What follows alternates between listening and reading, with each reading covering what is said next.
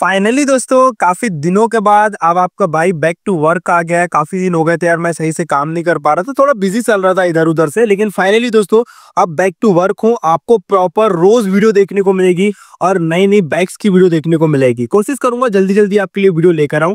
Finally दोस्तों काफी दिनों के बाद मैं अक्षय केटीएम आया हूँ। अक्षय केटीएम में मुझे कंटेंट मिला कि भाई आप लोगों को देना चाहिए, तो चलिए दोस्तों ये वीडियो मैं आप लोगों के लिए शूट कर रहा हूँ।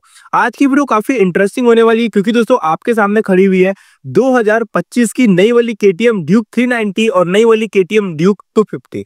390 बिल्कुल फ्रेश एंड न्यू है, हालांकि 250 भी न्यू है, लेकिन इस वाली 390 में कुछ अपडेट्स भी आए हैं। अपडेट्स आने की वजह से दोस्तों आपको मैं बताना चाहूंगा कि आपको जो है काफी सारे अपडेट देखने को मिल जाते हैं।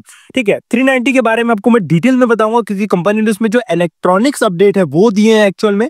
बाकी पहले तो ऑलमोस्ट सेम देखने को मिलती है, बट कुछ इलेक्ट्रॉनिक्स कंपनी ने ऐड कर दिया है। बाकी 250 में आपको नया वाला टीएफटी देखने को मिल ही चुका है, तो वाली टीएफटी वाली आपके सामने खड़ी हुई है।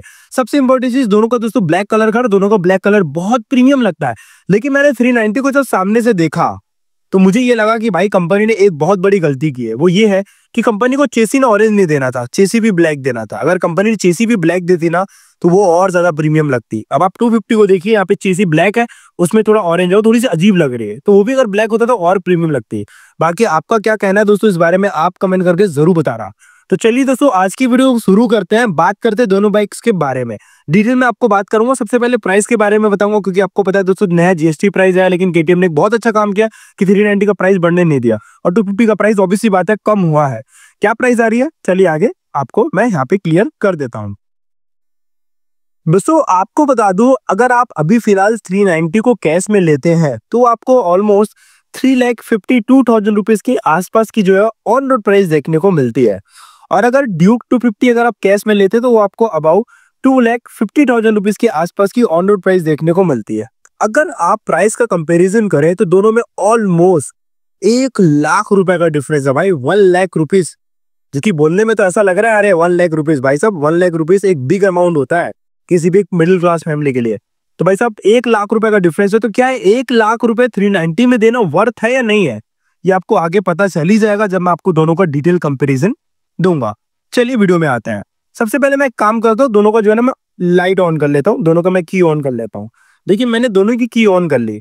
अब आप देखेंगे दोनों में आपको सेम आपको एलईडी डीआरएल लाइट देखने को मिलती है। पहले 250 में जब कंपनी लाई थी तो उसके अंदर लाइट में ये डीआरएल मिलता था, बट ऐसा नहीं किया कंपनी ने। 390 जैसा जो है नया एलईडी डीआरएल लाइट दोनों में ऑफर किया है। ये देखिए अभी 250 की लाइट है और अपनी 390 की लाइट है। मेन लाइट में दोनों का मैं पास ऑन करता हूँ। देखिए मैंने यहाँ से दोनों का पास ऑन किया, ये आप देखिए यहाँ पे दोस्तों आपको जो है फुली एलईडी लाइट आपको देखने को मिल रही है। फुली एलईडी लाइट है, नो डाउट काफी प्रीमियम लाइट कंपनी ने ऑफर किया है। और अपनी जो 250 है, सॉरी 390 है, इसमें भी आपको फुली एलईडी लाइट मिल रही है। अब देखिए लाइट की जो क्वालिटी है इसकी भी आपको यहाँ पे बहुत प्रीमियम देखने को मिल जाती है। सो दोस्तों आप लोगों ने देखा कि दोनों में आपको प्योर एलईडी जो है लाइट्स आपको मिल जाती है। टर्न सिंगल लैंप दोनों में आपको सिमिलर मिलेगी। एक बार मैं आपको ऑन करके दिखा देता हूँ, यू कैन सी यहाँ पे आपको जो टर्न सिंगल लैंप है वो आपको एलईडी देखने को मिलेंगे। दोनों में आपको सिमिलर देखने को मिलते हैं। इवन केटीएम की हर एक ड्यूक में आपको सेम आपको एलईडी टर्न सिंगल लैंप देखने को मिलते हैं, सेम डिजाइन में यहाँ पे हमें मिल जाता है। ठीक है, अब बात करते हैं फ्रंट सस्पेंशन के बारे में। ये अच्छी बात है कि 390 में भी और अपनी 250 में भी आपको WP के एपेक्स वाले सस्पेंशन मिलते हैं। यहाँ पे कॉस्ट कटिंग का कुछ भी नहीं है। ठीक है, 200 में पहले WP आते थे बट फिलहाल अभी नहीं आ रहे हैं, बट अभी आपको 250 और 390 में जो आपको जरूर मिल जाएंगे और एपेक्स वाले सस्पेंशन है। ठीक, ऊपर से आपको बता दूं जो 390 के सस्पेंशन है उसे आप एडजस्ट भी कर सकते हैं, लेकिन ये आपको 250 में देखने को नहीं मिलेगा। जाहिर सी बात है 1,00,000 ज्यादा दे रहे हैं तो चीजें भी ज्यादा मिलेगी। ठीक है, टायर साइज में आते हैं। देखिए आपको बता दूं वैसे तो टायर साइज दोनों का सिमिलर है। ठीक है, 11070 R17 का टायर दोनों में आता है, बट डिफरेंस क्या है? डिफरेंस ये है कि 250 में आपको दोस्तों MRF के टायर मिलेंगे, बट अपनी जो 390 है उसमें आपको अपोलो के टायर देखने को मिलते हैं। अब ऑब्वियस सी बात है अपोलो जो टायर होते हैं वो ज्यादा प्रीमियम है एज कम्पेयर टू MRF, तो आपको एक डिफरेंस यहाँ पे मिल जाएगा। ब्रेकिंग में आते हैं। देखिए ब्रेकिंग में आपको बता दूं अपनी जो केटीएम की ड्यूक 250 है इसमें आप लोगों को डुअल चैनल EBS मिलता है। 390 में भी डुअल चैनल EBS मिलता है, ऐसा नहीं 390 में नहीं मिलेगा, उसमें भी मिलेगा, इसमें भी मिलेगा। बट डिफरेंस क्या है, दोनों में आप लोगों को ना कैलिपर का फर्क आता है। जब अपनी जो 390 आती है उसमें आपको सिरेमिक ब्रेक पैड मिलेंगे, बट 250 में आपको नॉर्मल ब्रेकिंग पैड्स देखने को मिलते हैं, तो ये डिफरेंस है। ठीक है। और जो प्लेट साइज है वो दोनों की सेम है 320 320 mm के आसपास की जो डिस्क प्लेट है आपको दोनों में देखने को मिलेगी। दोनों की जो परफॉर्मेंस है आपको बहुत अच्छा मिल जाता है। अब आते हैं भाई दोनों के सबसे इंपॉर्टेंट चीज इंजन के बारे में। यहाँ पे दोस्तों एक 400 सीसी का इंजन, यहाँ पे एक है 250 सीसी का इंजन। आपको बता दूं दोनों में आप लोगों को दोस्तों न्यू वाला इंजन मिलता है, केटीएम का नया वाला इंजन आपको पता है, ठीक है, जो कि LC4C इंजन है। ठीक, आपको बता दूं 390 ऑलमोस्ट 400 सीसी आती है और 250 अपनी 250 सीसी आती है। 250 मैक्सिमम पावर में 31 का PS पावर जनरेट करती है तो और 25 का न्यूटन मीटर टॉर्क जनरेट करेगी। अपनी जो 390 है वो 46.5 का PS पावर जनरेट करती है और आपको लगभग 39 के आसपास का न्यूटन मीटर टॉर्क ऑफर करती है। अब आपको देखिए ये जो चीज है ये तो भाई आपको पता है एक पेपर वाली बात है, ठीक है, ये पेपर पे लिखा है, बट जब हम राइड करेंगे ना तब आपको एक चीज फील होगा कि भाई 390 कुछ ज्यादा ही पावरफुल है, वो बहुत ज्यादा एग्रेसिव है एज कम्पेयर टू 250। क्योंकि मैं खुद ये 390 राइडर हूं तो मुझे पता भाई 390 क्या चीज है। तो पावर में मैं बोलूंगा कि दोनों का ना कोई कंपैरिजन नहीं है भाई, मेरी नजरों में दोनों का कोई कंपैरिजन नहीं है। 390 बहुत ज्यादा पावरफुल है एज कम्पेयर टू 250। ठीक है, रेडिएटर दोनों में लिक्विड कूल इंजन मिलेगा, दोनों का रेडिएटर साइज सेम है, दोनों में आपको कर्व रेडिएटर मिलेंगे जिसकी परफॉर्मेंस काफी टॉप लेवल की आपको मिल जाती है। ठीक, अब देखिए थोड़ा स्पेशल फीचर, स्पेशल फीचर में क्या आ गया, दोनों में आप लोगों को स्लीपर क्लच मिलता है, दोनों में आप लोगों को राइड बाय वायर मिलता है, दोनों में आप लोगों को क्विक शिफ्टर देखने को मिलता है। ठीक है, दोनों तीनों चीजें आपको दोनों बाइक में मिलेगी। यहाँ पे परफॉर्मेंस और फीचर्स में जो है 250 में कोई कॉम्प्रोमाइज नहीं है, आपको सारी चीजें मिल जाती है। दोनों bike number of 6 speed gear box के साथ में आती है, दोनों बाइक E20 नॉर्म्स के साथ में आती है। अभी एथेनॉल E20 वाला आपको पता है भी भाई कितना इशू चल रहा है, बट दोनों में आप चाहे दलाएंगे कोई आपको इशू दोनों बाइक में नहीं आने वाला, क्योंकि दोनों बाइक E20 कंफर्टेबल हमें मिल जाती है। ठीक है, तो ये था दोस्तों दोनों का डिटेल इंजन स्पेसिफिकेशन। अब आप लोग कमेंट करके ये बताना कि दोनों में आपको क्या डिफरेंस मिला। जाहिर सी बात है पावर का बहुत ज्यादा डिफरेंस है, 390 की जितनी ज्यादा पावर है उतने में एक 150 सीसी की बाइक और बन जाएगी एक्स्ट्रा, अगर हम 250 से निकाल ले तो 390 से निकाल ले तो पावर बहुत ज्यादा आपको मिल जाता है अपनी 390 में। बात करूं दोनों के माइलेज के बारे में, देखिए माइलेज यहाँ पे भाई परफॉर्मेंस बाइक है तो माइलेज को उम्मीद लगाना भी मत, जो है सीधी सी बात है। कंपनी हालांकि बोल भी देगी कि भाई इतना माइलेज देगी, बट वो चीज पॉसिबल नहीं होता। कंपनी का टेस्टिंग तरीका अलग होता है, हमारे चलाने का तरीका बहुत डिफरेंस होता है। बट फिर भी 250 आपको अबाउट 35 के आसपास का माइलेज ऑफर कर सकती है, अच्छी राइड करेंगे।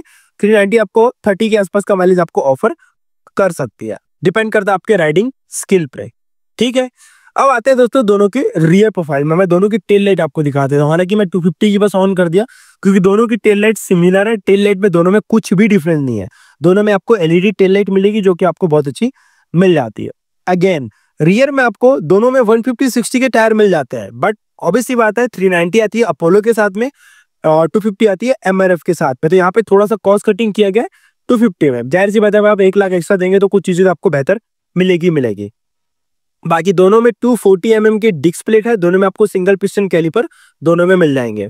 दोनों में आपको अंडर बेली एग्जॉस्ट मिल जाता है, ये देखिए 250 के एग्जॉस्ट वो भी अंडर बेली है, 390 में भी आपको अंडर बेली एग्जॉस्ट मिल जाता है।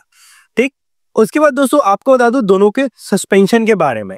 तो एक्चुअल में जो थर्ड जनरेशन 390 और 250 है ना, कंपनी ने एक्चुअल में जो काम किया वो यहीं पे किया है। अपनी जो पुरानी वाली 390 या 250 आती थी उसमें आपको 20 सेंटर में माउंटेन सस्पेंशन मिलते थे, करेक्ट, बट यहाँ पे कंपनी ने साइड में माउंट किया है। इसके दो बेनिफिट हुए हैं। पहला बेनिफिट ये हो कि कंपनी ने ग्राउंड क्लियरेंस बढ़ाने में मदद मिली कंपनी को। दूसरा बेनिफिट क्या हो गया, कंपनी ने हाइट कम किया, सीट हाइट भी कम हो गई और ग्राउंड क्लियरेंस भी बढ़ गई। क्यों? क्योंकि ये साइड माउंटेड हो गया, तो ये एक बेनिफिट मिला है। बाकी दोनों में आपको WP के एपेक्स वाले सस्पेंशन मिलते हैं, काफी प्रीमियम सस्पेंशन कंपनी ने ऑफर किया हुआ। सीट में दोनों में स्प्लिट सीट मिलेगी, दोनों की फोम क्वालिटी भी बहुत सुपर्ब है, सीट में कोई कमी नहीं है। गियरबॉक्स की क्वालिटी बहुत अच्छी है, यहाँ पे रियर में दोनों की गियरबॉक्स क्वालिटी देखिए, यहाँ पे आपको कोई भी कमी आपको नहीं मिलती। ठीक, चलिए अब दोस्तों बात कर लेते हैं दोनों के स्पीडोमीटर के बारे में। देखिए वैसे तो अगर आप स्पीडोमीटर देखेंगे तो 390 250 का स्पीडोमीटर बिल्कुल सिमिलर है, बट यहाँ पे थोड़े फीचर्स में डिफरेंस आता है, बाकी सिमिलर चीजें आपको दोनों में मिल जाएगी ऑलमोस्ट। ठीक, देखिए स्पीडोमीटर फुली TFT डिस्प्ले जिसमें आपको काफी फीचर मिलेंगे, जैसे यहाँ पे देखिए लो ऑयल इंडिकेटर है, यहाँ पे आपका क्लॉक है, इंजन मालफंक्शन लाइट है, ये ABS का आपका रोड है, आप चाहे तो सुपर मोटो में डाल सकते हैं। इस 390 में आपको मिल जाता है ट्रैक्शन कंट्रोल, जो कि 250 में नहीं आएगा, इस बात का आप ध्यान रखना। ठीक, उसके बाद दोस्तों आप देखेंगे यहाँ पे आप लोगों को अपना टेम्परेचर के लिए दिया है लो इसमें वैसा नहीं दिखाता कि वो जो कांटा दिखाता था एक एक दो दो वाला दिन चले गया। अब इस पे डायरेक्ट आपको लो हाई इस टाइप पे दिखाता है। 2 मोड 3-4 मोड मिलेंगे, 3 मोड मिलते हैं, हालांकि 390 में आगे आपको मैं दिखाऊंगा मोड्स, ठीक है। बाकी आप देखेंगे स्पीडोमीटर दोनों का डिजाइन फीचर ऑलमोस्ट सेम है, थोड़ा बहुत डिफरेंस आपको मिल जाएगा।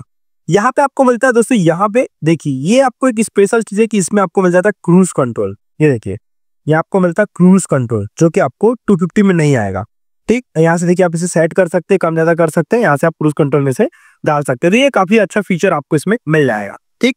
ये इसका स्पीडोमीटर कंट्रोलर है। स्पीडोमीटर को आप देखेंगे अंदर क्या क्या फीचर है। तो सबसे पहले देखेंगे मोटरसाइकिल खोला, जिसमें आपको राइड मोड में street, track and rain 3 mode मिल जाएंगे। एबीएस में आपको 2 मोड मिलता है, super moto and road. Super moto में जब डालेंगे तो रियर एबीएस ऑफ हो जाता है। एमटीएस में ट्रैक्शन कंट्रोल आपको मिलेगा, प्लस इसमें एक और चीज है 390 में लॉन्च कंट्रोल भी आपको मिलेगा, जो कि 1000 किलोमीटर चलने के बाद ही खुलेगा। बाइक इन्फो में cooling temperature, fuel range, battery, odo, service, warnings, ये सारे फीचर है। उसके बाद आपका ट्रिप 1 ट्रिप 2 ये मिलेगा। उसके बाद मोड में आप देखेंगे यहाँ पे क्रूज कंट्रोल, यहाँ से आप कर सकते हैं कंट्रोल, ठीक है। स्पीड कंट्रोल या क्रूज कंट्रोल यहाँ से आपको मिल जाएगा, आप इसे सेट कर सकते हैं। सेटिंग्स में आप देखेंगे favourite, custom switch, kick selector, connectivity, kick shifter, sip light, clock date, unit, language, extra function, ये सारे फीचर आपको 390 की डिस्प्ले मिलेंगे। सेम फीचर उसमें मिलेंगे, बस थोड़ा बहुत फर्क है। जैसे इसमें क्रूज कंट्रोल आता है, ट्रैक्शन कंट्रोल आता है, वो कुछ चीजें उसमें नहीं मिलेगी, बाकी ऑलमोस्ट सेम आपको मिल जाती है, ठीक। और देखिए यहाँ पे E20 की बैजिंग भी लगी हुई है, जिससे आपको पता चलता है कि आप E20 एथेनॉल पेट्रोल इसमें डालते भी है, तो भी आपको जो है कोई भी इशू नहीं आने वाला। हाँ भाई थोड़ा तो फर्क पड़ता है परफॉर्मेंस में, लेकिन ठीक है, अब कंपनी जो है कैसे भी करके कंफर्टेबल दे रही है। इंडिया में रहना है तो कंफर्टेबल देना पड़ेगा वाली बात है, ठीक। अब दोस्तों आप कमेंट करके बताओ, क्या 1 लाख रुपए देना 390 के लिए वर्थ है या नहीं है। अगर मेरी नजरों में देखोगे तो भाई मैं ऑलरेडी 390 चला रहा हूँ, तो जाहिर सी बात है मैं 390 की तारीफ करूंगा। आपके पास 1 लाख एक्स्ट्रा है, अगर आपको पावर चाहिए, माइलेज आप उतना कंसीडर नहीं करें, तो गो फॉर केटीएम ड्यूक 390, ठीक है। अगर आपके पास पैसा नहीं है, या फिर पैसा है भी लेकिन आपको ज्यादा पावर नहीं चाहिए, आपको बजट फ्रेंडली लेना है, आपको माइलेज लेना है, तो आप 250 के साथ में जा सकते हैं। बाकी नीचे आप कमेंट करके बताएं दोनों में आपको कौन सी ज्यादा बेहतर लगी। बाकी मिलते हैं दोस्तों फिर नेक्स्ट वीडियो में। लव यू ऑल, जय हिंद, वंदे मातरम।